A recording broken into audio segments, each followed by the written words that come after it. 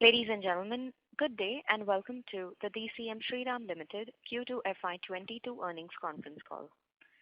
As a reminder, all participant lines will be in the listen-only mode. There will be an opportunity for you to ask questions after the presentation concludes. Should you need assistance during the conference, please signal an operator by pressing star and then 0 on your touchtone telephone. Please note that this conference is being recorded. I now hand the conference over to Mr. Siddharth Rangnekar from CDR India. Thank you, and over to you, sir. Thank you. Good evening, and thank you for joining us on DCM Shriram Limited's Q2 and H1 FY22 earnings conference call. Today we have with us Mr. Ajay Shriram, Chairman and Senior Managing Director, Mr. Vikram Shriram, Vice Chairman and Managing Director, Mr. Ajit Shriram, Joint Managing Director, Mr. K.K. Kaul, Whole-Time Director, and Mr. Amit Agarwal, CFO of the company. We will commence the opening remarks with Mr. Ajay Shriram and Mr. Vikram Shriram, following which we will have an interactive question and answer session. Before we begin, please note that some of the statements made on today's call could be forward-looking in nature, and a note to that effect has been included in the conference call invite that has been circulated earlier. I would now like to invite Mr. Ajay Shriram to give us a brief overview on the company's performance and his views going forward. Thank you. Over to you, sir. Thank you, Siddharth. Good afternoon, ladies and gentlemen, and thank you for joining us on our Q2 and H1 financial year 22 earnings conference call. I will take you through the business development. After that, Vikram will share with you the financial perspective. We are glad to report another quarter of robust performance. Our businesses are stable, and we are investing in growing them by adding scale, integration, and cost competitiveness. Owing to our strong business model developed over the years, we continue to make healthy progress despite the challenging environment. Some of our businesses are facing challenges from a volatile global business environment in terms of increasing commodity prices as well as increasing energy prices, which are having a positive as well as negative impact on our businesses. This is also bringing uncertainty to future economic environment and consumer behavior given the inflationary pressures. The capital expenditure programs announced over the last 12 months are expected to be commissioned as per schedule and will further help us maintain growth momentum with stronger businesses and reduce risk on account of volatility. With that, I would now like to walk you through our business-wise key developments. Sugar. India witnessed record exports of 7.1 million tons during sugar year 21 and diverted 2 million tons of sugar to ethanol using B-heavy molasses, resulting in a stock of 8.5 million tons at the end of sugar season 2021.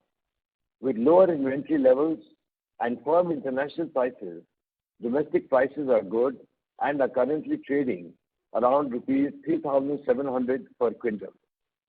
Crushing for sugar season 2022 is expected from end October, and early estimates suggest production of about 31 million tons for the year.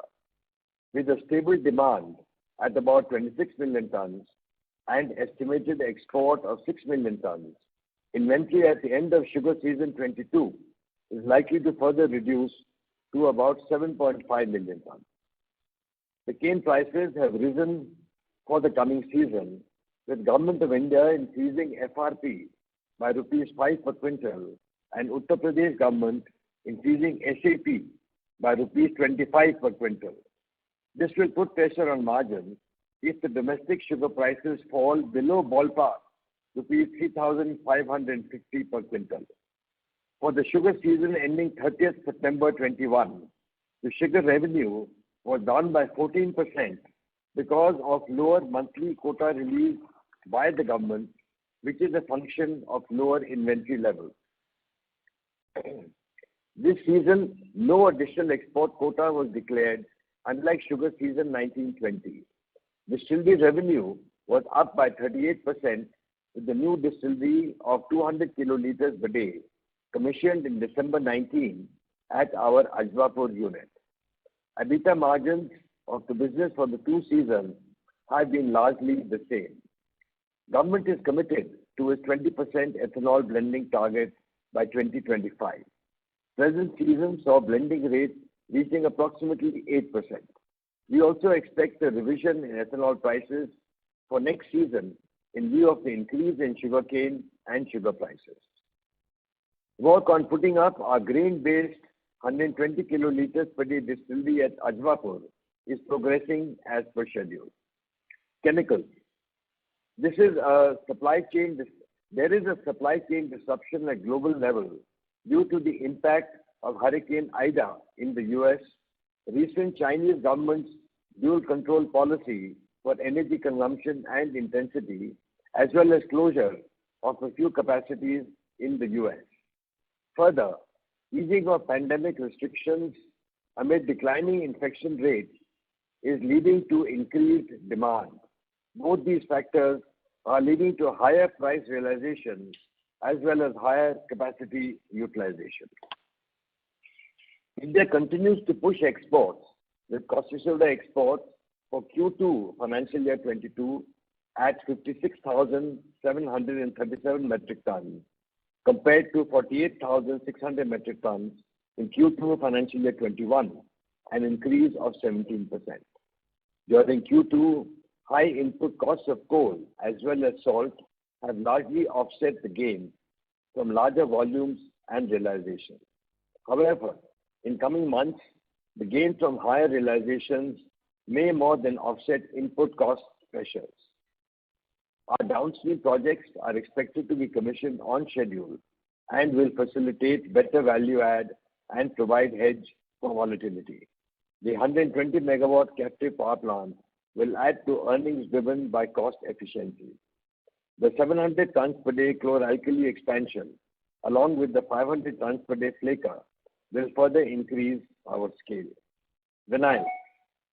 PVC import prices continue to remain firm, with prices reaching $1,800 per metric ton. Our PVC prices were over rupees 1,50,000 per metric ton in the month of September 2021, moving in line with international trends. Higher prices have more than offset the impact of higher input prices during the quarter. However, we are seeing a continuing increase in power costs given the steep rise in coal prices. Agri inputs. The segment covers Shriram Farm Solutions, Bioseed, and the fertilizer businesses. For Bioseed and Shriram Farm Solutions, Q2 is an off-season. For H1, the disruption in the rural landscape owing to higher impact of second wave in rural areas, coupled with an erratic monsoon, depressed the performance of the agri businesses. Flooding in key cropping areas in India was another factor. Consequently, revenues were impacted in Bioseed India operations in H1. Shriram Farm Solutions business was also marginally impacted. However, with adequate water availability, the Rabi season is expected to be closer to normal, and this bodes well for SFS, for whom Rabi is the main season. Our emphasis remains on value-added inputs and research-based products, which will bring good growth to both these businesses. Fertilizer saw higher revenues, which were driven by higher gas prices. Subsidy outstanding for the business stood lower at rupees 266 crores as on 30th September 2021 versus 465 crores as on 30th September 2020, which is a paradigm shift. The significant rise in gas prices, we expect the subsidy amount to increase till it gets notified. Fenesta. Fenesta reported a strong performance given base impact for the first wave last year and demand build up post the second wave since Q1 financial year 22. Order booking is higher by 63% year on year during Q2 financial year 22. The business is benefiting by way of increase in reach and diversity of product range. It is our earnest endeavor to drive continuous growth through enhanced capacity utilization while maintaining a sharp focus on delivering efficiency. As a natural progression of our strategy, wherever prudent, We are adding investments in downstream and value-added product lines and capacity additions with the view to have an enhanced profitability footprint on a sustained basis. With this, I will now request Vikram to take the discussion forward. Vikram, over to you. Thank you. Good evening, everyone. I will now take you through the financial highlights for the quarter. Net revenues grew 5% year-on-year to rupees 2,145 crores versus 2,047 crores in Q2 financial year 21. I will now apprise you on the businesses that have significantly impact on revenue during the quarter. Revenues for chlorovinyl segment was up 56% to rupees 814 crores. Chemical business revenues were up 37% year-on-year at rupees 483 crores in Q2, driven by both volumes and prices. PVC revenues were up for 94% year-on-year at rupees 332 crores, driven primarily by higher prices of products. With the recovery in demand post the second wave of COVID-19, our PVC sales volume saw an increase of 60% quarter-on-quarter. Fenesta revenues were up 40% year-on-year at rupees 130 crores in the period. There was an improvement in retail as well as projects verticals. For chlorovinyl and Fenesta businesses, Q2 last year was seeing a gradual improvement in demand post the COVID-19 induced strict lockdowns in April and May 20. Overall, sugar business revenues net of excise duty on country liquor were down 29% year-on-year at 590 crores as a result of lower sugar volumes. Prices for sugar and ethanol were better.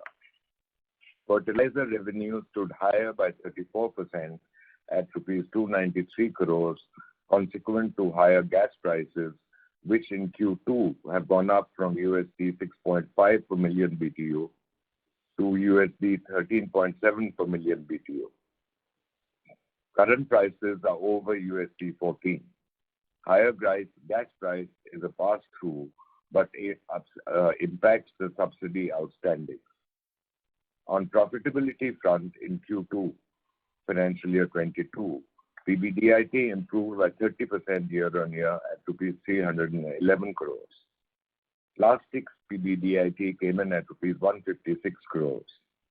Better prices were the key driver for the earnings.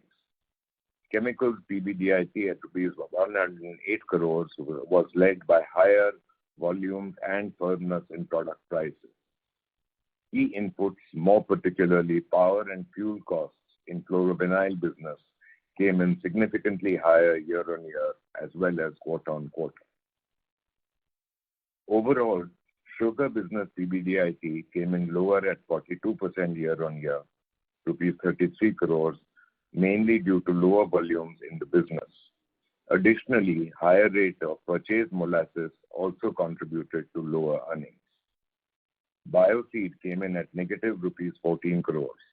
Performance was impacted by earnings from India and international operations due to lower volumes. For international businesses, it was only a timing difference. Moving into first half of financial year 22. Net revenues were higher by 4% year-on-year at rupees 4,102 crores. Chlorovinyl revenues were up 68% at rupees 1,413 crores, driven by volumes and prices. Fenesta revenues was up 79% at 239 crores, led by volumes. It is important to mention here that chlorovinyl and Fenesta had a low base in half year financial year 21, given the impact of first wave of COVID-19 pandemic that year. Compared to half one financial year 20, chlorovinyl grew 13%, led by PVC and carbide prices. Fenesta grew by 5% over for half one financial year 20. Sugar segment revenues, net of excise duty on country liquor sales, were lower by 32% year-on-year at rupees 1,153 crores. This is being the result of lower sugar volumes both in domestic markets and exports. On sugar basis, the revenues were down by about 14%. Revenues in the fertilizer business were 22% higher at rupees 513 crores on account of higher gas prices. Volumes in Q1 were lower since the plant operated at low capacity due to a partial breakdown. The plant is stable now. Bioseed international revenues stood higher by 12% year-on-year at rupees 75 crores, driven by higher corn and paddy sales.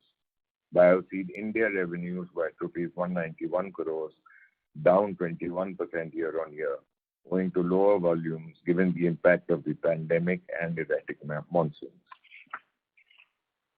Coming to the PBDIT for the first half, we saw the same rising 42% year-on-year at rupees 611 crores versus 432 crores for first half financial year 21. The reason for the improvements are in line with the explanations provided above. Coming to the balance sheet position, the company had surplus cash of rupees 679 net of its debt as on 30th September 21 versus net debt of 242 crores as of 30th September 2020 and rupees 180 crores on 31st March 2021. There is seasonality in capital employed, which is generally at the lowest level at the end of second quarter and then starts building up during the sugar season. Increasing in the capex also, as well as build up on account of fertilizer subsidy, will add to the build up. ROCE came in at 23.3% for Q2 financial year 22 on trailing annualized basis versus 18% for FY21 and 15.5% for Q2 financial year 21. During the quarter, the board declared an interim dividend of 230% amounting to rupees 71.7 crores. On the whole, the company delivered an encouraging performance during the period under review. We have a strong financial position and will maintain adequate liquidity while continuing to implement CapEx and adding to growth of all our businesses. That brings me to the end of the financial discussion, and we will be happy to take questions that you may have. Thank you. Thank you very much, sir. Ladies and gentlemen, we will now begin the question and answer session. Anyone who wishes to ask a question may press star and 1 on their touchtone telephone. If you wish to remove yourself from the question queue, you may press star and 2. Participants are requested to use handsets while asking a question. Anyone who has a question may enter star and 1. Ladies and gentlemen, we will wait for a moment while the question queue assembles. We'll take our first question from the line of Ahmed from Unifi Capital. Please go ahead. Thank you for the opportunity. Sir, if we look at our Q1 realization, it was about 24,300 and a Q2 realization for the caustic business is about 24,900. So there is barely 2.5% improvement. Well, if you look at the import prices, they have moved from about $300, $350 to about $400, $450. So, sir, can you please explain why there is this divergence between the realization and the import prices? Amit? Yeah, and if you see our results presentation, the prices have seen an uptake over the period, right? So if you look at June, the prices, import prices were about 376, and it is only now in September we saw the prices moving up to 450, and obviously after September they've gone up further. So even we have seen an improvement in prices. So in June our prices were about 23,800, and in September our prices were about 26,600. So we are seeing gradual improvement in prices, and there's always a bit of a lag between the international prices and domestic prices. How long the lag will be? How many months?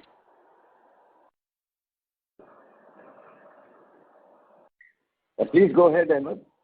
My question is, what will be the lag between the import price and the realization? Will it be 3 months or 2 months, 1 month? Can you please quantify?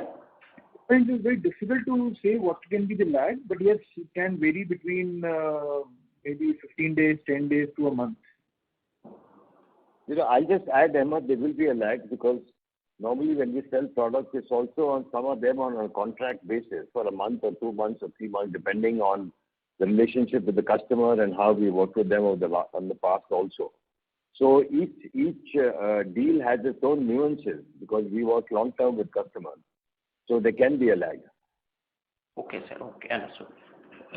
So if we refer to page 16 of your presentation, there's a graph you all have provided. The red line and the blue line both have shown periodic convergence and divergence. Is that the pattern that we should expect in the future? And is it that the last quarter there was some compression and in time it's reasonable for us to expect some divergence again? See, if you are looking at this graph on page 16, see the trend largely remains the same. As CMD sir mentioned, that there will be a lag depending on the kind of contracts we have, because at times we have contracts which we would have made in September for supplies in October. Now, if October international prices, as we speak today, they are over 700, but we may not be able to charge the same price for that customer with whom we entered the contract in September. So there will be, and that will cause these charts not to move exactly in the same pattern. But yes, overall, medium-term trend would largely be the same as it depicted in this chart as well. Okay, that helps. So, on the last question on this, could you clarify the time periods of contracts that you normally enter? So it generally would vary from customer to customer. It's difficult to give exact number, but it varies the timing. I mean, today if I want to enter the person you have called has put you on hold. You can wait or call again later. Sorry about that, so you may go ahead. Yeah. So what I was saying was it will all depend, Ahmed, and depends on the industry or the timing as to what will be the length of the contract. But generally, we would prefer a contract which is 2 months, 3 months, 4 months, that kind of nature, generally. Okay, understood. And sir, follow-up question will be based on your commentary where you mentioned that the improvement in realization will flow to the bottom line and it won't be absorbed by the cost. So can you please quantify what will be the impact of increase in the input cost, salt and coal, and how will be the profitability move in caustic segment? I'll just add, Amit. I'll let you go. Ahmed, I want to mention that what we've seen compared to the first quarter, the coal price has gone up by about 30%. The price of salt has gone up substantially also. Now, it was the monsoons also when salt shortage takes place and then the prices peak a little more. So it's very difficult to give any correlation between the increase in the price of these products because the price of the inputs depends on the availability, and you've seen worldwide the price of coal, for instance, has gone through the roof. It's gone up because of the price of coal as well as the issue of non-availability of ships and the freight costs, which have gone up from $9-10 to $35-40 freight costs. The finished product has had this impact due to different circumstances and reasons. So I think it's very difficult to give a correlation of how they'll both function one vis-a-vis the other. And very often, it actually happens that they move independent. Fine. So I'll simplify question. Say currently I think spot prices of imports are about $500 per ton for caustic. Now say in next 3 to 6 months we reach that level of $500 a ton in a realization. So the entire improvement in realization, will it be absorbed by the cost itself or some will be moved to, incremental will move to our bottom line? I'll put it this way. As a company, we are always seeing how do we compete and be competitive in our cost of production. So the last 3-4 months, we have very aggressively moved to use a lot more biomass as our input for our power plant compared to only coal. We've also started using a lot more lignite compared to what we used earlier, which is lower cost of energy. So we are continuously moving to see how we can improve or reduce our costs, improve efficiencies on an ongoing basis. A lot of it depends. You would have read 2 days ago, it started coming that the coal prices in China are coming down. Now, what is the impact of that down the line? We don't know. But, so it's a very volatile market. At the moment, our approach is one, having adequate availability of the coal and biomass and lignite, etc. Because the shortage in India, which again, because of the public power plants having shortage of coal, the availability and the supply to private sector has come down dramatically from Coal India and others. So we are ensuring having adequate availability so we can produce full and run as efficiently as possible. So these things are matching all the time, and we are playing that game, and we are coming out fairly okay. Okay, sir, understood. Sir, can you please quantify what percentage will be biomass and the alternative fuels? This varies. We are already working on seeing how much we can take it up, and it depends. Quota is separate, Gujarat is separate, availability is separate. Each power plant has a particular capability of how much they can take. So it varies a lot tremendously between 10% to 20%. So it depends a lot. Similarly, lignite, because lignite has different, unlike coal, the calorific value of lignite is lower. So that has its own nuances. So we are always playing around with what we can do to optimize the input of raw material into each boiler so that we optimize that. Okay, sir, understood. And sir, the one more question on the bioseed part. So we have about 450 to 500 crore capital employed in the bioseed business. What is the strategic perspective going forward on this segment? KK, आप बताइए. You're on mute, KK. Go ahead, please. Go ahead. Okay. Yeah, if you're talking about the expectations for Rabi, yes, because of more than the normal rains, the expectations are that Rabi should be a good cropping time. And therefore, although we don't have a very significant portfolio in the Rabi, but in general, it should be a good season. And this also is the time for us to actually further promote our upcoming products, pipeline products. So they should also be help us in the next kharif in terms of the cotton. Sir, I'm asking from 3-year perspective. From a 3-year perspective? Yes. Yeah, we are quite hopeful. Our pipeline is strong. Yes, this year, as you possibly know, that because of several conditions, the cotton crop didn't do well because of percentage of illegal sale happening all over, more than 20%. Then because of erratic monsoon in the kharif period, the cotton was adversely affected. There were also no government subsidy programs. So this year, kharif was pretty bad. But yes, if the conditions are favorable, the rains are good, we have a very good pipeline. So can we expect our losses in H2 to scale down in 3 to 4 years? Surely, we hope, even this year in cotton, some of our new products which we have commercialized in the last 1 or 2 years have done pretty well. There we have been able to scale up. So we're quite hopeful, yes, the coming year should be good because our coming up products are good. I mean, their acceptance is good, that's what it is. Okay, that's fine. And the last question from my side. Sir, if we see on sugar side, the ethanol mix in Q1, B heavy was about 2.9 crore liter and C heavy was about 0.3 crore liter. And in Q2, it was about 1.6 and 1.2 respectively. So what would be the optimal ethanol mix on an annual basis? What we want to do actually, Ahmed, is to maximize our B heavy ethanol, B heavy molasses to manufacture ethanol. So that's our endeavor, except for what we need to make for country liquor. Only that part we make from C heavy. Otherwise, we want to divert maximum sucrose to manufacturing ethanol and maximizing quantity.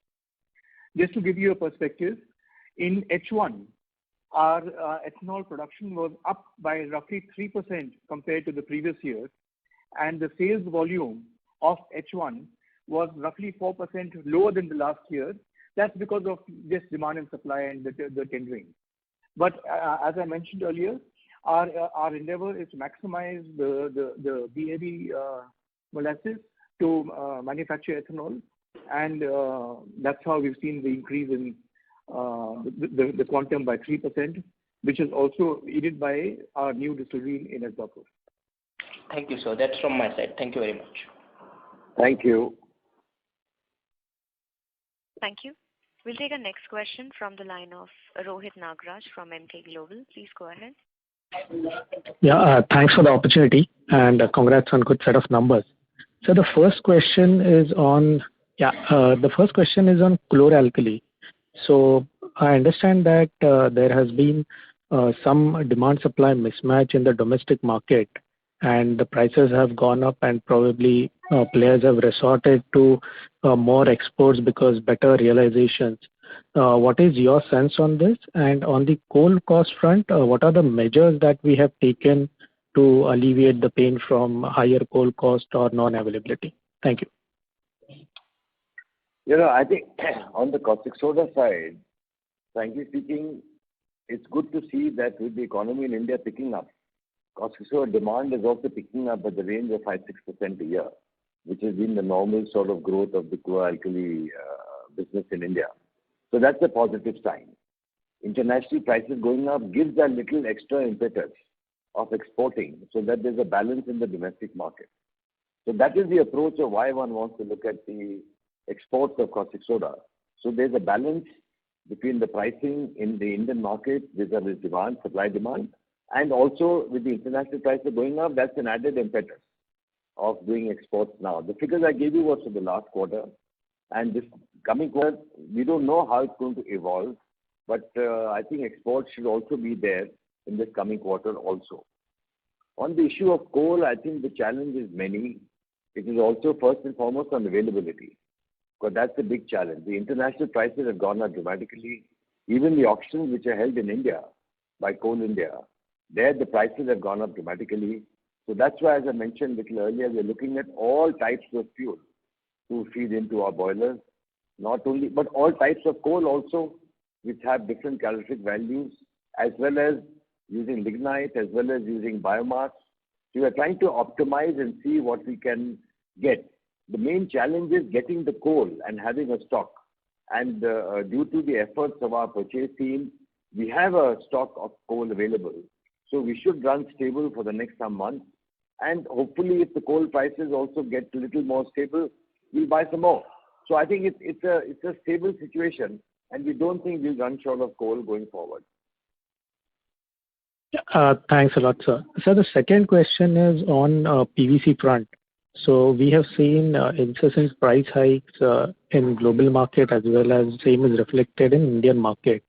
So have we seen any kind of impact on the demand front because of these high prices, or even at these prices the demand is still sustainable? Thank you. KK? Look, the demand, as far as the PVC demand is concerned, it's definitely lower than what we were pre-COVID. Last year was the COVID again, so it's more than the last year, but it's definitely lower than the pre-COVID demand. It's actually better than last year H1 by almost 6%. The demand has gone up by 6%. But the supply is also constrained, so the supply is shorter than what we had last year. Just a follow-up on the supplies front. Is it constrained because of the import front, or there is any other reason? No, domestic production is maximum. I think it's slightly more than what was last year or the pre-quarter. But the imports have dropped from earlier. We used to have almost 1.6 lakh tons of imports per month, which currently is about 1 lakh ton. All right. Got it, sir. Supply pressures, yeah. Got it, sir. Thank you so much and best of luck, sir. Thank you. Thank you. Our next question is from the line of Nirav Jimudia from Anvil Research. Please go ahead. Good afternoon, sir. Good afternoon. I have 2 questions. So one on the caustic soda business. So the last quarter you have mentioned that out of our total PBIT, what we have reported, roughly around 24-25% was from derivatives, like value-added products. So if you can explain, or if you can give us the same figure for this quarter, out of this 86 crore, how much would be the contribution from value-added products? Amit, please. Yeah. So that will be about same number, 25-30%. To be precise, 30% for this quarter. 30%. And sir, you have mentioned that we have been, so I think in our portfolio it's like aluminum chloride, hydrogen, SBP. These are the products what we manufacture. So safe to assume that majority of this contribution would be coming from hydrogen? Yes. And sir, if you can give the figure for last quarter last year, out of the 74 crores, what was the contribution from value-added products? But see, it will largely ballpark remain in this range of around 30%. As of now, it will remain at this range. So last year also it was in a similar range. Okay. So my second question is on power plant. So I think we have two plants, one at Bharuch and Kota. So how are we dependent on our captive source of power? So is Bharuch plant a totally captive in terms of our requirements of power, or do we buy something from outside also? How is the situation placed between both the plants for caustic? Just to add, in Bharuch, for instance, we are buying power from the Gujarat State Electricity Board because our chlor-alkali capacity is higher. Okay. That's why we are putting up this 120 megawatt power plant, which should be commissioned. I think in another about 9 months' time. We are working on that, and that will give us the advantage of having captive power available. But we have the advantage right now of we are buying over 40 megawatts of power from the State Electricity Board in Gujarat. So that is giving us the fillip over here. Similarly, in Kota also we have a contract with the Rajasthan State Electricity Board to buy power as and when needed. And depending on the requirements, we keep buying from them also. So, we want to keep the options open to buy from the state government, because our own power plants also have to take the shutdown, they have to have the planned maintenance, etc., etc. So we buy from the state in both the places. Correct. So if you can give us some mix in terms of out of, let's say, 100%, how much is our captive and how much do we buy from the grid in terms of percentage mix? Amit, do you have that figure? Yeah. So for Kota, we are 100% we are captive. Right? Okay. So buying from grid is only an option, as sir mentioned. True. In Bharuch, we are about 80-85% captive, and about 15% we can source from. We have to source from the grid if we go to that capacity. But generally, Bharuch, we are operating at around 90% capacity utilization, 90-95%. Yeah. And once this 120 megawatt comes in, then we are 100% captive. And that would take care of our additional expansion of 700 TPD too. Yes. Yes. Correct. Sir, and a related Correct. last question on this is, let's say, because there is what you mentioned, that it also depends upon the calorific value of the coal and the fuel mix what we use for our power plants. But a rough understanding in terms of, let's say, if coal cost goes up from, let's say, $100 to $150, how much increase in our unit cost happens? On a rough understanding, if you can give for, let's say, even if for the imported coal, that would help, or even for the domestic coal, that would help, sir. No, I don't have the figure. I don't think Amit really has the figure. But putting it roughly, it goes up, the direct cost goes up by about 50% straight away. Okay. Because of that increase, it will be about a 50% increase. Okay. Same increase happens for our unit cost. Yeah, on a direct cost, correct. Okay. Thanks a lot, sir. Thanks for answering the Thank questions you. and all the best. Thank you. Thank you. Our next question is from the line of Pratik Tulia from Systematics. Please go ahead. Yeah, hi, sir. Thanks for the opportunity. So just on the power front again, you said you're using, other than coal, a lot of other, inputs such as lignite. So we've already started, or we are still exploring on that front? And if you started, I just want to understand how much will the power cost, in this H2 come down, or will it on a YY basis, will it remain stable, or we can expect that despite using lignite and all, power cost still will remain higher versus last year? No, I think it's very difficult to give a projection of how much the price will go up and down, because coal prices are moving up and down. Lignite availability is tight. One has to get the clearance from the government and then get the approval from the government mine. So we are still working. We are getting some lignite, but we want to get some more. We are working on that even now for our requirements. So that's already being worked on. But I think it's very difficult to give a figure of what is going to be in the next quarter because it's a very volatile situation. It's a very moving figure which keeps coming up for all the inputs required. I mean, for instance, because of the coal problem, the biomass prices have gone up. So that's having its own impact in terms of the cost. So it's a volatile thing. So I think it's very difficult to give a figure, I must say, Prateek. Satish, I would just like to add that using biomass and lignite is not something new that we are doing. Yeah. We've been doing it earlier as well. It's just that we are now trying to maximize it. Okay.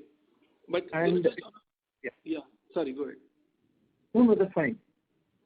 No, so just wanted to get some sense on directionally by maximizing usage of biomass and lignite, where can our power cost stand versus last year for H2? As sir mentioned, it's very dynamic. Coal prices are rising every day, and as you said, even biomass and lignite prices are rising. So everything is at historical high. So it's very difficult to give a number. Okay, got it.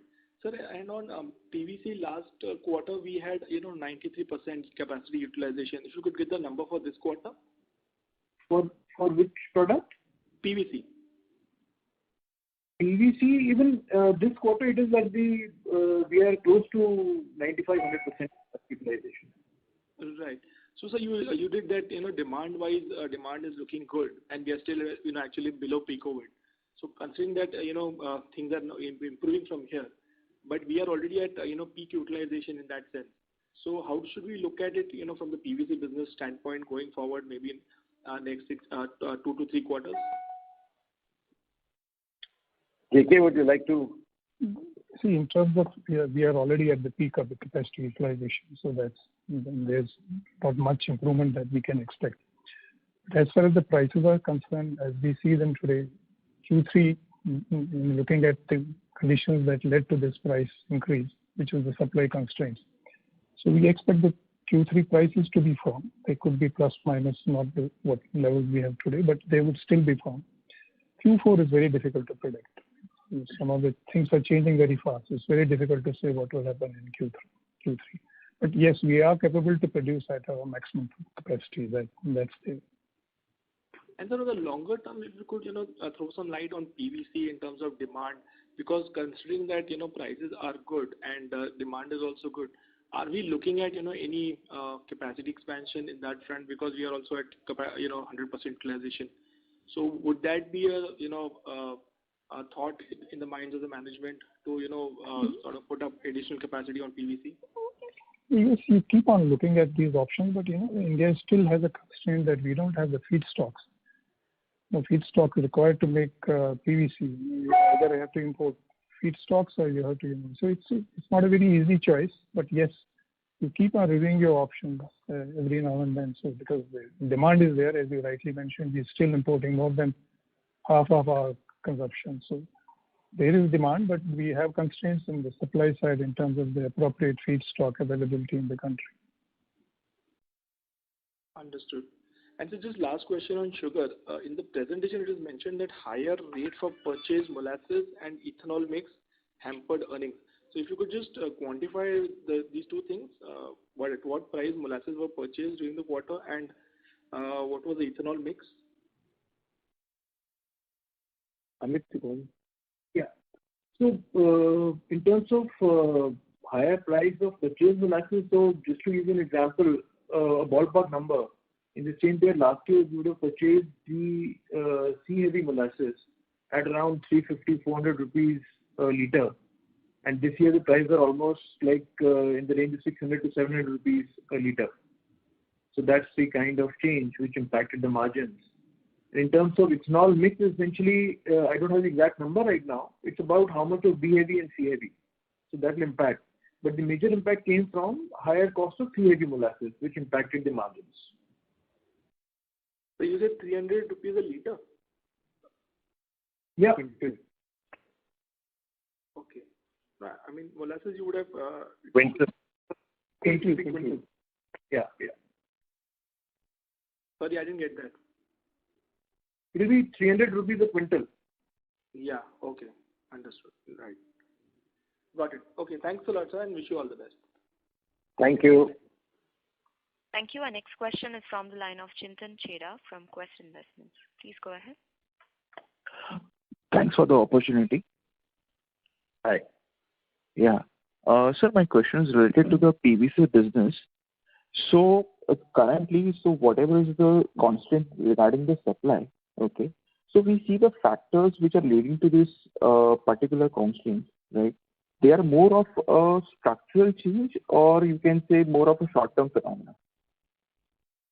This is more of a short-term phenomenon. As you know, there were a couple of hurricanes in US, and then there were high energy prices in Europe, which led to some capacities going out of their system. So they currently is not, and there was of course demand and push also from the housing sector in US.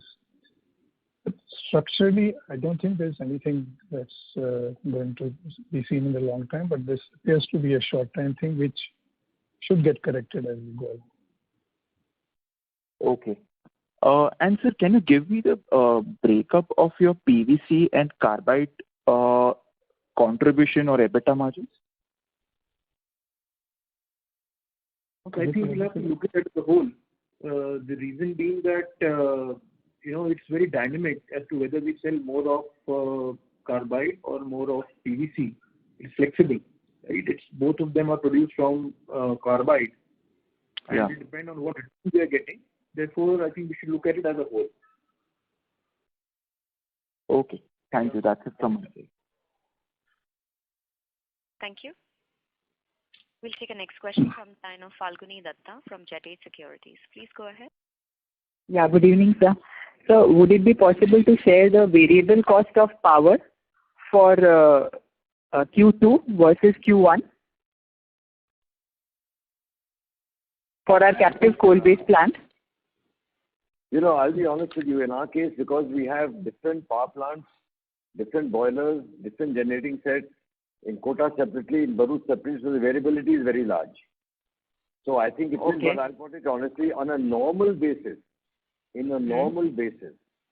when we, unlike now when the coal and other prices have gone up to these degrees, in a normal basis, we are comfortably better than buying the price at the Waste Heat Electricity Board. But at the moment, it's difficult to give that because the variability is so high everywhere. Okay. But do you, the way the current prices, or in other words, if you can just give in a number with whatever mix that you've used, or purchased through the SAB, how much higher has the power cost been in Q2 for us versus Q1 on a percentage basis? Amit, would you be having that percentage basis? See, ma'am, frankly, we don't quote our cost, right? Okay. As you mentioned, that there has been a 30 to 35% increase in our power cost on YOY basis. Okay. And sir, one last question on sugar price. Though it's very difficult to give an outlook, but just that we are about to begin the season, so would it be fair to say that once the crushing begins, we could see a rupee per kg kind of correction in sugar prices from here on? Falguni, it's very, very difficult to say, and as was mentioned earlier, the cane prices both at the central FRP level and the state SAP level have been increased. And we've been following up with the central government for increasing the minimum sugar selling price, MSP. And this follow-up has been happening for over a year now. Yeah. Normally, this MSP change takes place with the FRP change. And also the ethanol price correction happens post the cane price correction. So we are awaiting from the central government change, an increase in both these prices of sugar as far as MSP is concerned, and ethanol pricing from all three products, which is cane juice, B-heavy molasses, and C molasses. So we await for the same. So it's very difficult to say about a correction at this point of time. Okay, thank you. That's all from my side. But what you're saying is normally in the festive season, one does see a firming up by about a rupee or so. Okay. Which is until about Diwali. Thank you. Thank you. We'll take a next question from the line of Darshit Shah from Nirvana Capital. Please go ahead. Yeah. So my question is on the PVC side. Sir, our realization for the Q2 was somewhere around 1,31,000 rupees a ton. So what would be the current quarter run rate going on, if you can tell us?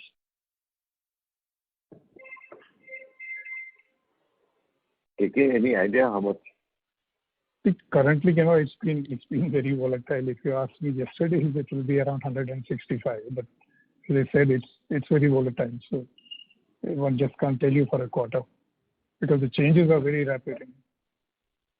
True. And sir, if you look at our profitability in that segment, chlorovinyl, it's been quite good at around 50% PBITD margins, what we have done this quarter. And even from Q2 levels, I assume the prices are up another 20% or so. So do you see that kind of profitability being sustained in this quarter as well, given the buoyancy in the prices? As I said, we expect the prices to be firm, continue to be firm as we have seen in Q2, in Q3 also. So therefore, from a price perspective, yeah, the profitability should be okay. But as we said, there is a cost push also, and that there are very violent changes in the prices. One is not sure how it's going to settle down because the price increase in coal has been very sharp, and the availability constraints are also there. So that's also putting pressure. So it's very difficult to do. But on the pricing side, realization side, I can tell you because some of the fundamental changes that have happened, Q3 should be relatively firm as was Q2. But on the pricing side, I would hesitate to take a call because there have been very, very rapid changes and some of them are very sudden. And so my last question again is on this PVC changes that has happened, and when we are hearing to managements of a lot of pipe companies and all, so and their view is basically that now the prices are probably, as what you are saying, is going to remain firm, and whatever prices we probably saw in pre-COVID era is a distant future now. We are not going to see those kind of prices anytime soon. So I would like to know your thoughts on this. As I said, they are better judged because they understand the market better.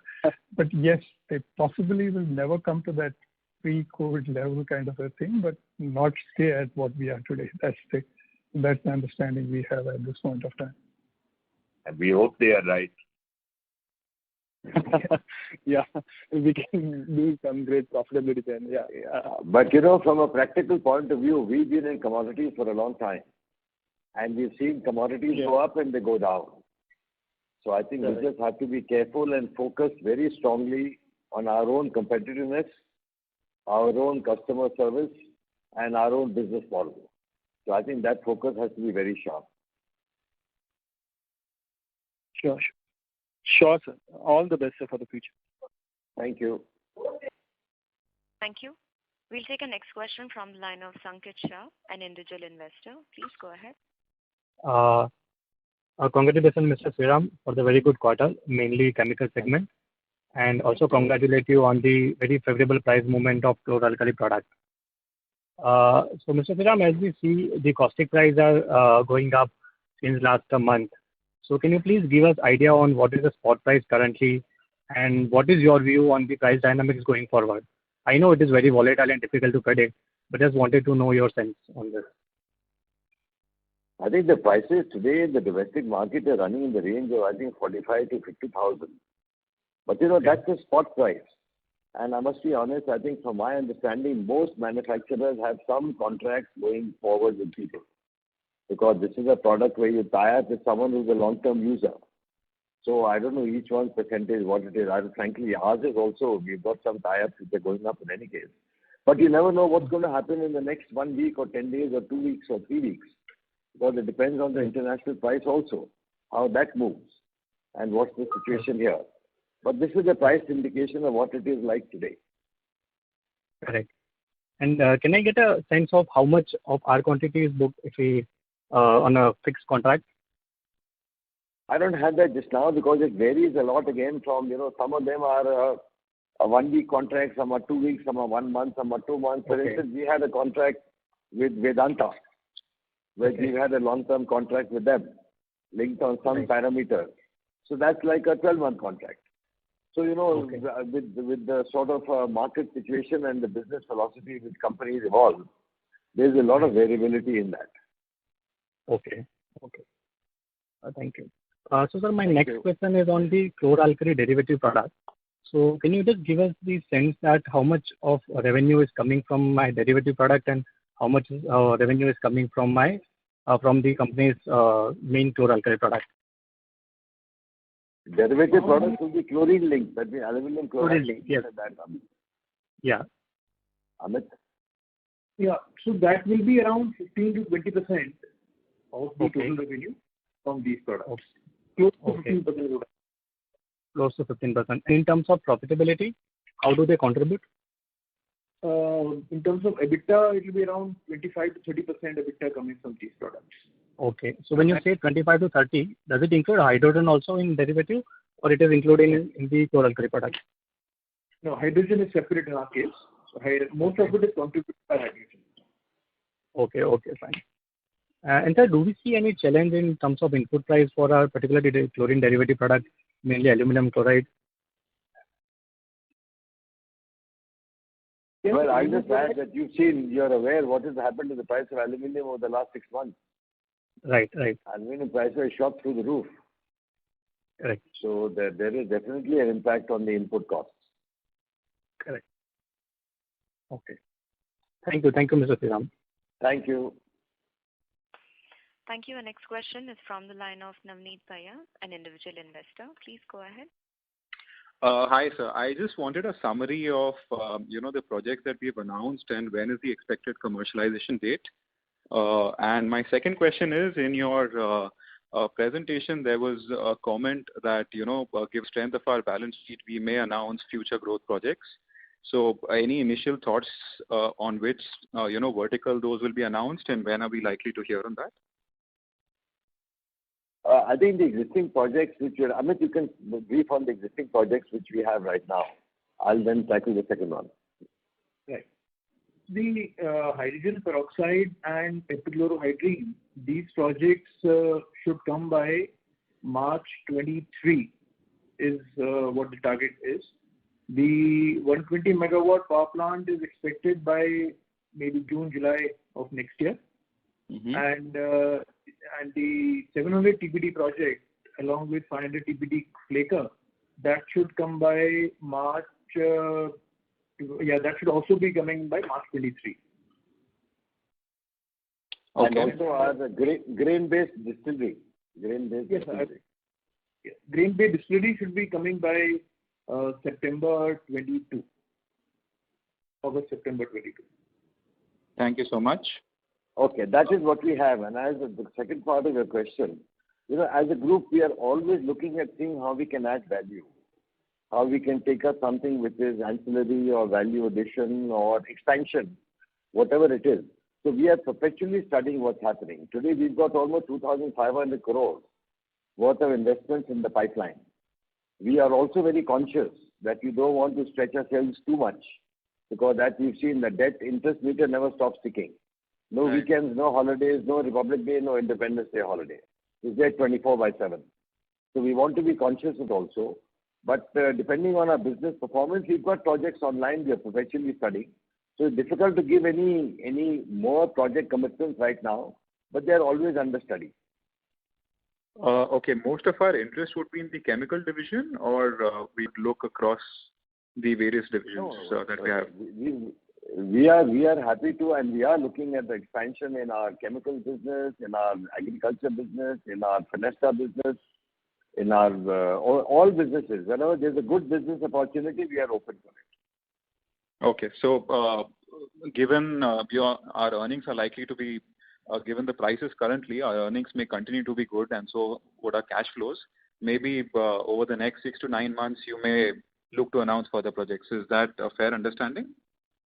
I think it's too premature to give any commitment of any type, because it depends how the business environment operates, how we look at it, and we'll have to discuss with the board what they also feel in terms of what we want to take forward. Okay. Thank you so much, sir. Look forward to your announcements, and all the best. Thank you.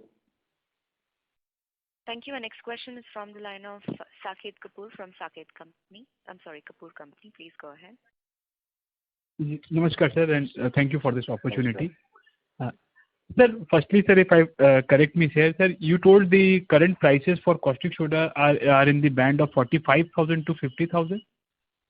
It's about 45, I believe. 40, 45. 45, Okay. 50 के बीच में है. हाँ. Acha, sir.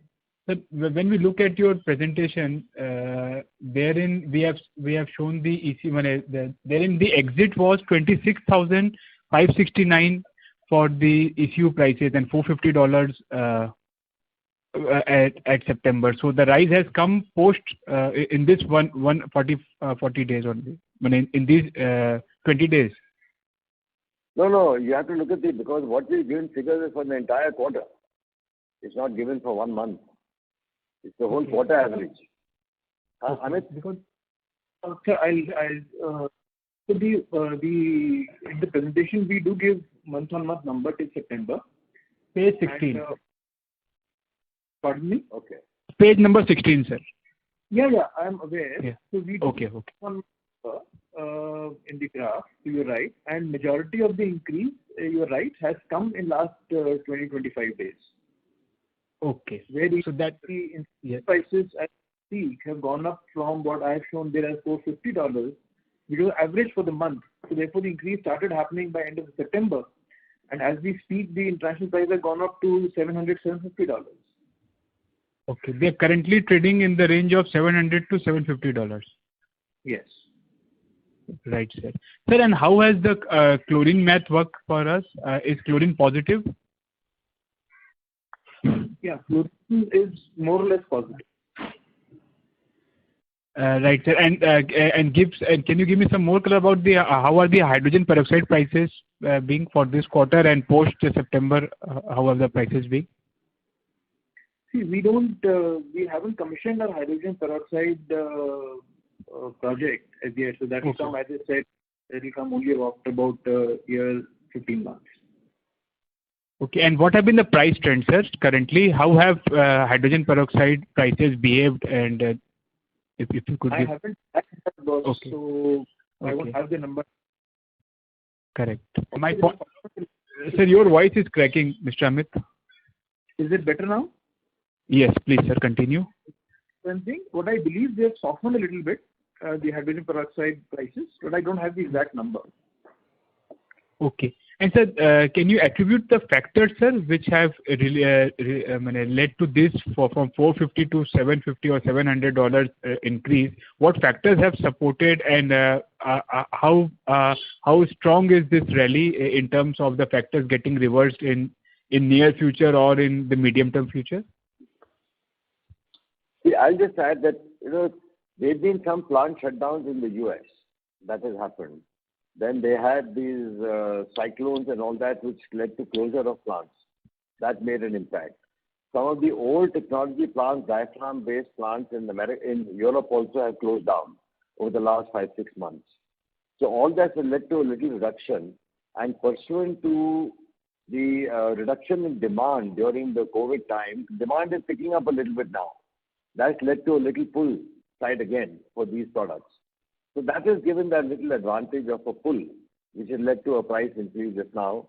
But I must be honest, what you mentioned earlier, simultaneously there's been a input cost increase also. So we don't have the benefit of only a better realization. As we talked earlier in the course of our conversation, the last half an hour, 45 minutes, that the input costs have also gone up. The way coal price has gone up, or lignite, or salt, or all these things. So that has the impact also. So it's not only a one-way benefit. Correct, sir. So, sir, any more color you can... Yes, sir, please continue, sir. Just to add one significant factor which has led to this surge in last 20-25 days also is the Chinese government dual control policy, which CMD had mentioned in his opening remarks. That also has led to spike in, which essentially meant lower availability of the product and therefore spike in prices. Okay, sir. And sir, what is our current power mix, sir, out of the total power and fuel? What is the mix? It is totally coal-based or a cogeneration mix? And if you could give the split up in percentage terms. No, I'm not. Amit, you'll have to address that. I'm not sure about that. We are fully coal-based. So I think if you're asking whether we have any... Yes, sir. Yeah. That was only my question. And if you could give some color, sir, how what have been our average cost quarter on quarter, so since that has seen a huge escalation, and what are the current prices? If we could get some sense of how the coal is going to impact us going forward also. And if you could give me the quarter on quarter coal prices difference between the June quarter, and the September quarter, and how are we stacked up in terms of the power and fuel cost shaping up for the remaining next half, sir? No, let me put it this way. If you look at the price 6 months ago of coal, it was $60-70 a ton. It went up to $200 a ton. Freight has also gone up. So the price increase has been quite substantial. That has impacted the cost of power generation across the board. In the meantime, we've also worked aggressively on lignite and biomass and all these sort of things to offset some of the higher price increases. We're also looking at sourcing coal from different sources compared to what we did in the past. And going to the future, I must be honest with you, Saket, no one can come around and say, what is the price going to be? It's very difficult to say. So the price definitely of power has gone up. We talked about that earlier also. So it is a challenge. Our job is to make sure how we can ensure good efficiency of our power generation, have adequate raw material, which we do have, and continuously work on getting a lower price input energy. So we are working on biomass and lignite more aggressively also. A very small point, sir. Last point. What have been the imports, sir, of caustic soda? If you could give for this quarter, and also if that would give some more color, since we are this is still an import product for the country. The demand is higher. Caustic soda imports? Yes, sir. I'm not aware. Does anyone know what is the caustic soda import? Yeah, during the quarter, the caustic soda imports were about 40,000 metric tons, and the exports were about 60,000 metric tons during Q2.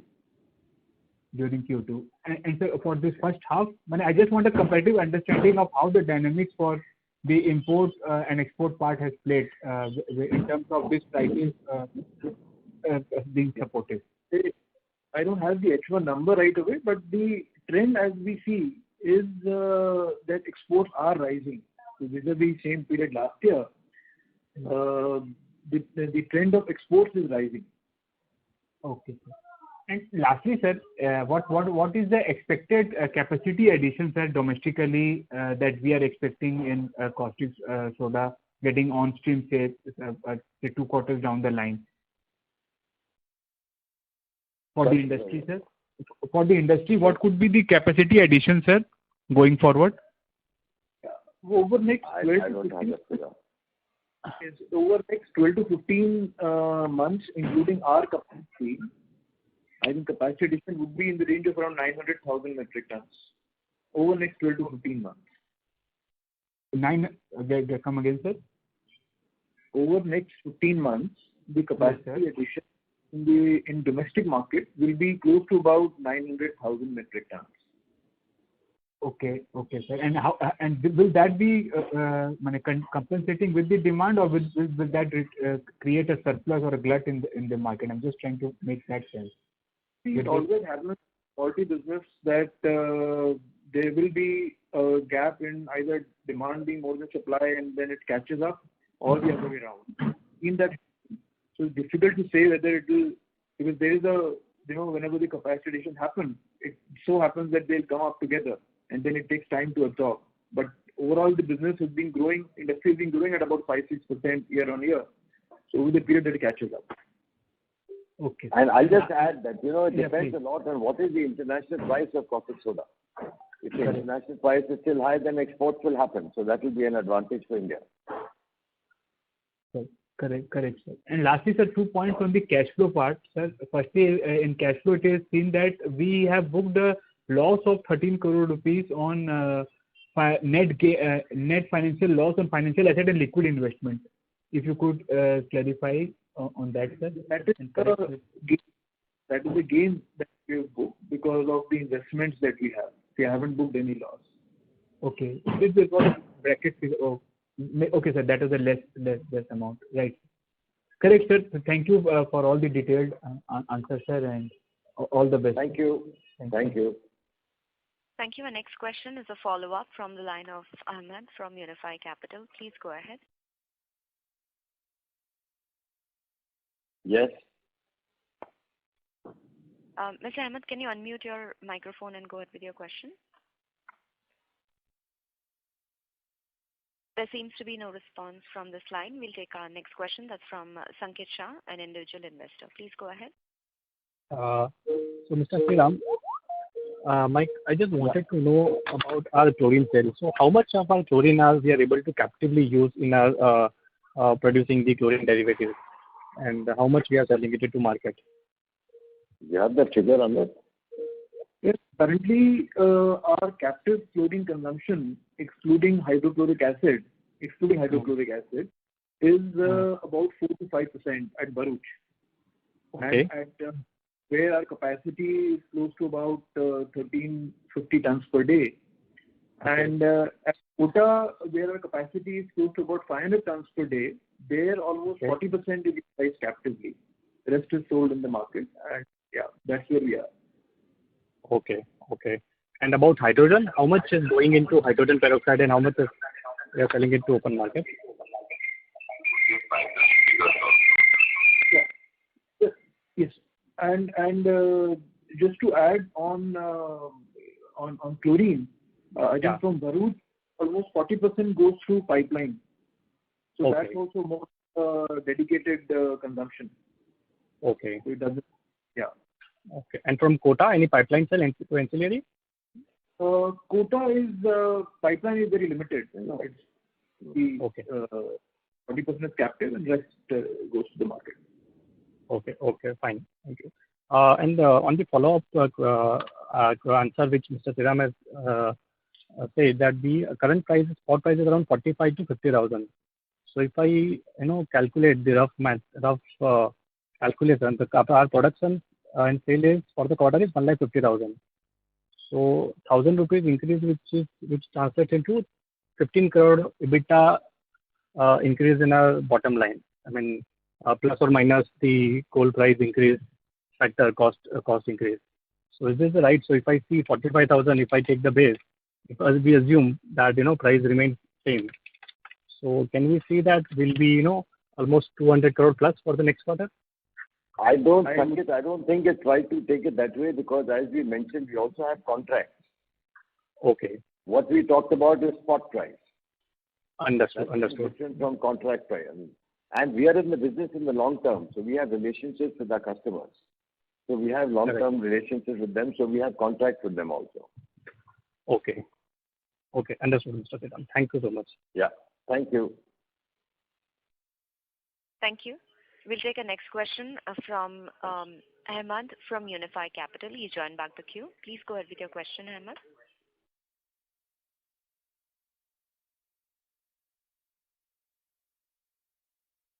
Ahmad, may we request you to please unmute your phone and go ahead with your question?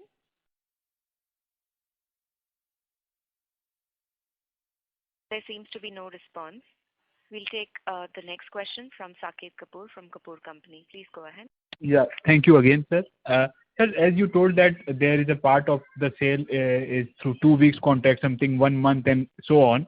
So there are then the cost escalation factors also built into the same? No. Most of these contracts are on a fixed price basis. You don't have a cost. It could be 1 or 2, maybe we'll have a cost escalation. But if the cost, it won't be a 2-week, 4-week contract which has a cost escalation. If it is a 6-month contract, there may be some parameters of that nature. But it's not in the short-term fixed long-term commitment. These commitments are 4 weeks, 6 weeks, 8 weeks. There we don't have any input cost variability. So, sir, with the type of price hike in coal, your input, the salt prices, is it also feasible that there will be a dent on margins because of the fixed price contracts and the raw material prices moving up haywire? Well, frankly, the way things are there, it's unlikely, because we do have contracts we are entering into now, which is going to go into the future. Plus, we have some spot sales, so it should be offset. And just to add, we also maintain inventory of coal. So, we need, it's not that we are buying coal on spot. Because the only reason, the only reason is that the dent which we have seen on our margins, if I may use the term, in our P&L because of the power and fuel, this should get mitigated with this with the increase in the caustic soda prices going forward. That means at that time the average prices were lower than what the cost inflation was, and now the prices have moved up substantially. So whatever dent in margins we have seen because of this power and fuel cost going up, that will get reversed in the next quarters if the prices sustained here. So Saket, there are two parts to it. One, what CMD mentioned in the opening remarks, that is something we would definitely expect, that the increase in prices should more than offset the increase in the input costs. That is one. However, we also mentioned that there is significant volatility. So there is one part is expectation, the other part is volatility. That's where we are. Okay, sir. And sir, about the salt prices, sir, what have been the trends, sir? And I think the salt prices are product for this are dependent on the domestic environment only. So there also we have seen the prices moving up, or how much is captive for us, sir, in terms of salt? So salt prices have gone up substantially over the last 6 months because there's a lot of export of salt which is also happening. And during monsoons, the rains also sometimes are very severe, which upsets the availability of salt. But now across the board, the salt prices are up, if I'm not mistaken, I think almost 60-70%. Amit, do you have the figure? How much salt prices have gone up by? Sir, quarter on quarter, salt prices have gone up by about 20-25%. Oh, sorry. Okay, 20-25%. Sorry? Yeah, the salt prices, quarter on quarter, the salt prices have gone up by about 25%.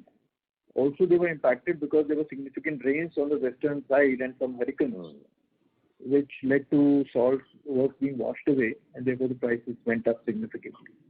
But yes, otherwise also there is, because of exports and other reasons, the prices have been firming up for salt. Okay, and that has been factored in our numbers for this quarter, or sir, we have that inventory advantage here also? I want to understand whether the increase in salt prices have been factored in for this quarter numbers, or how should we take it? So Saket, as I mentioned that quarter on quarter means Q1 and Q2, there has been a 25% increase. So you're right, that has already been factored in. That is reflected in the results. Okay, sir. And I have some understanding on the fertilizer segment, sir. Sir, we are only into this urea part of the story. So currently, sir, how is this segment looking like with the government policy and with now other urea plants also getting on stream? What kind of capacity addition in this segment is coming up in the next half, sir? If you could give some more color on the availability of urea domestically, sir, going forward, and how are we positioned in this segment?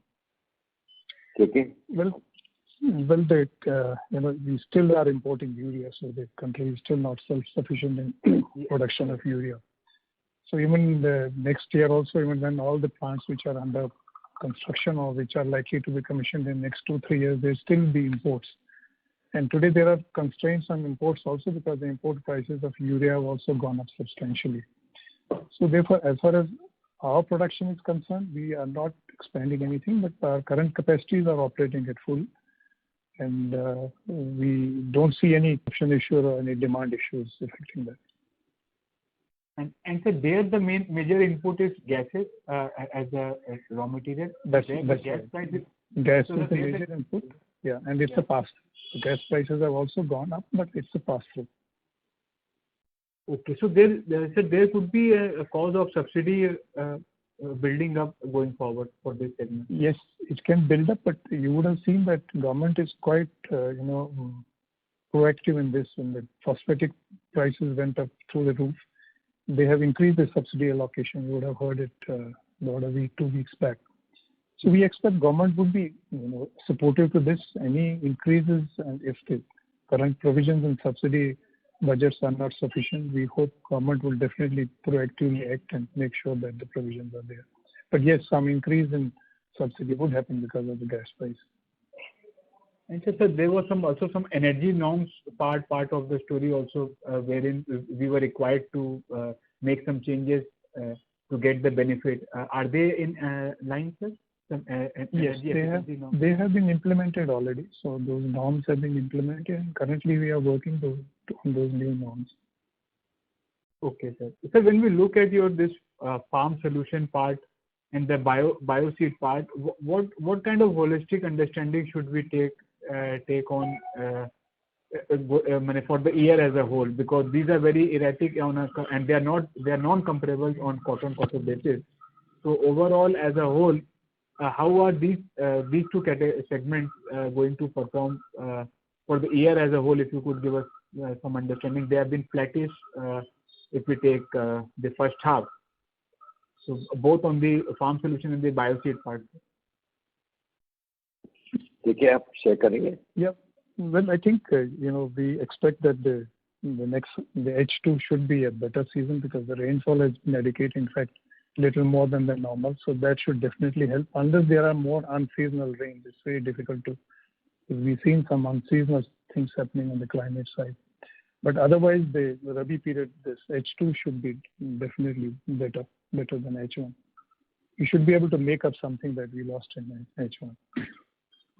Okay, and sir, in bioseed, sir, any new product, any new seed development or any new agriculture where we will be launching?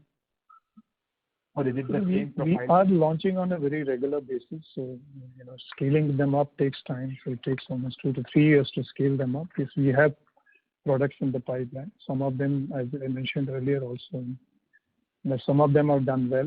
We are able to increase their sales, and some are in the process of. So we're quite hopeful about our products to be able to, kind of give expectations that we have. I think while we are on the subject, I also want to just clarify regarding seasonal business as in sugar. We have on a quarter Q2 basis, we've shown much lower volumes, etc. But on a sugar year basis, the revenue compared to last year was down 14%, and the profits were down roughly 10%. That's just to again talk about a seasonal business for the full year.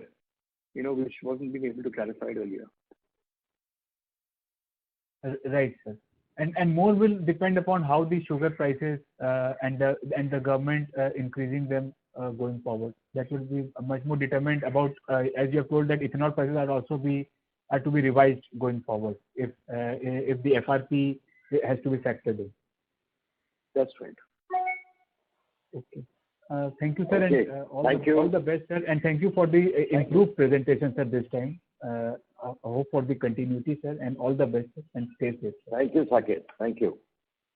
Thank you. Ladies and gentlemen, that was the last question. I hand over the floor back to the management for closing comments. Thank you. Ladies and gentlemen, we thank you for your participation in our Q2 and H1 financial year 22 earnings conference call. We are investing close to about rupees 2,500 in various projects that span from new value-added products to capacity enhancement to cost efficiencies and latest manufacturing technologies. We will continue to make such investments that augur well for medium to long-term growth of the company. Once again, I would like to thank you for taking time out and joining us today, and we wish you all good health and safety to you and your family.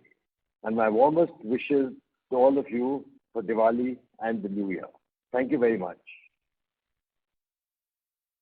Thank you, members of the management.